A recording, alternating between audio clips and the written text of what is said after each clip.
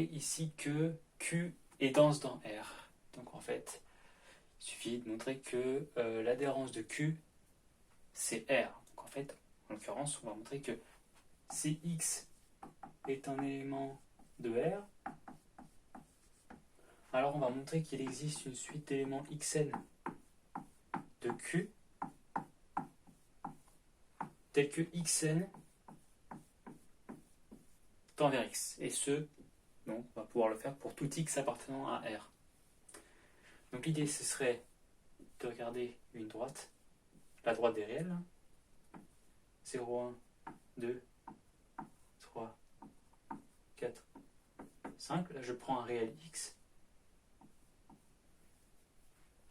Et ce que je dis, c'est que X, il va être compris entre 3 et 4, par exemple.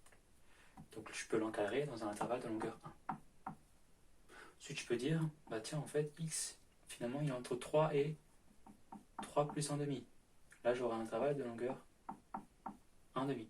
Je peux continuer encore. Je peux dire qu'il est compris entre, par exemple, 3 plus 1 tiers et 3 plus 2 tiers. Je peux dire, tiens, X appartient à cet intervalle-là. Sinon, ça correspondra à celui-ci. Voilà, et là, j'aurai un intervalle de longueur 1 tiers. Finalement, à chaque fois, l'idée serait de encadrer X dans un intervalle de la forme K sur N, K plus 1 sur N, et la longueur de l'intervalle ici sera 1 sur N, ce qui tend vers 0 quand N tend vers plus infini. Donc j'aurai des intervalles de plus en plus petits, et la longueur de ces intervalles tend vers 0. Donc il suffirait juste de prendre un xn dans Q et dans cet intervalle-là. Donc en fait, il faudrait trouver un élément de Q dans chacun de ces intervalles-là. Et ce qu'on constate, c'est qu'on a fait exprès de prendre K sur N dans notre intervalle. Donc on n'a qu'à prendre K sur N dans notre intervalle. K est un entier, N aussi, donc K sur N est un rationnel. Et X moins K sur N, ça va être inférieur strictement même à la longueur de l'intervalle, 1 sur N, et ça tend vers 0. Donc X va tendre vers... Donc K sur N va tendre vers X. Donc on aura ainsi trouvé une suite qui va tendre vers X, qui appartient à Q, et on va conclure comme ça. Donc, comment le faire? En fait, ce qu'on dit, on considère N appartenant à N privé de 0.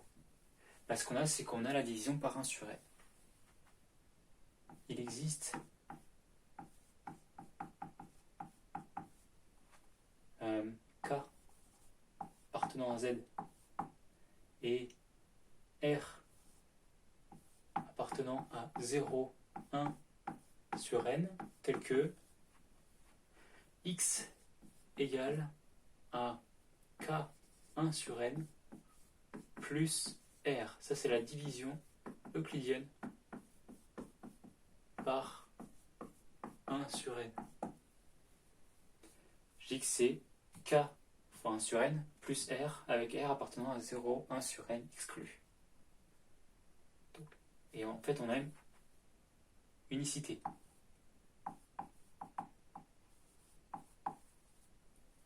K et R sont uniques.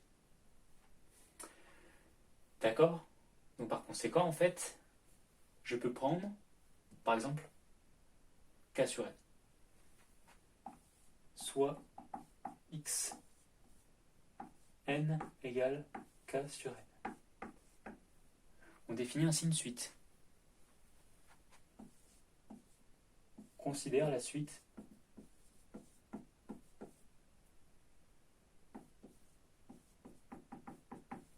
Xn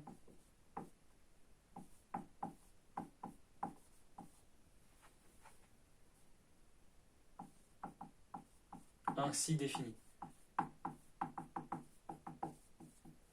Je l'ai bien défini puisque mon K et mon N, j'ai dit qu'ils étaient uniques. Donc je les fixe une fois pour toutes. Donc j'ai défini ainsi Xn égale K sur N. Et je fais ça pour tous les n. N appartenant à n privé de 0.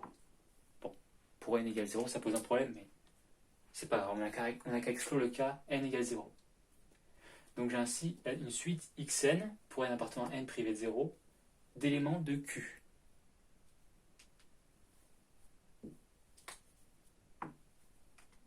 Voilà, et l'idée serait de montrer que xn tend vers x. Sauf que pour n appartenant à n privé de 0, on a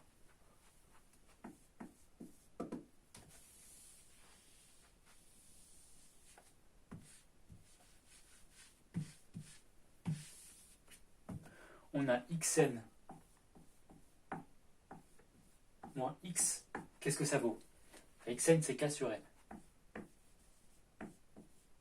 Et x c'est k sur n plus r, donc moins r. Et donc ça vaut la valeur absolue de r. La valeur absolue de r, c'est r, puisque r appartient à 0, 1 sur n. Et r, c'est strictement inférieur à 1 sur n. 1 sur n, ça tend vers 0 quand n tend vers plus infini. Donc, x tend vers... Enfin, xn tend vers x quand n tend vers plus infini. Donc j'ai bien trouvé une suite xn qui va tendre vers x quand n tend vers plus infini. Et tous les éléments de xn sont de la forme k sur n. Ils appartiennent à q.